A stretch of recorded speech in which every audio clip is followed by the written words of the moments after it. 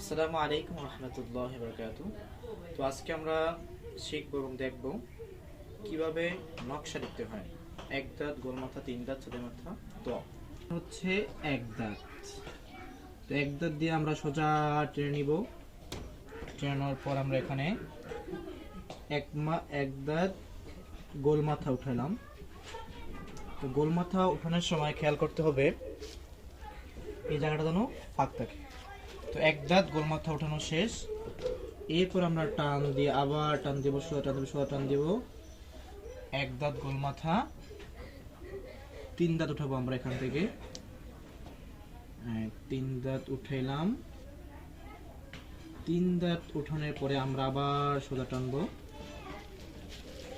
সোজা টানার পরে আমরা এখানে সদ লিখব। সদের মাথাটা দিব।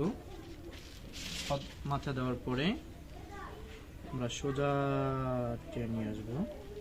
সোজা টেনে নিয়ে আসার পর এখানে আমরা তোয়া লিখব।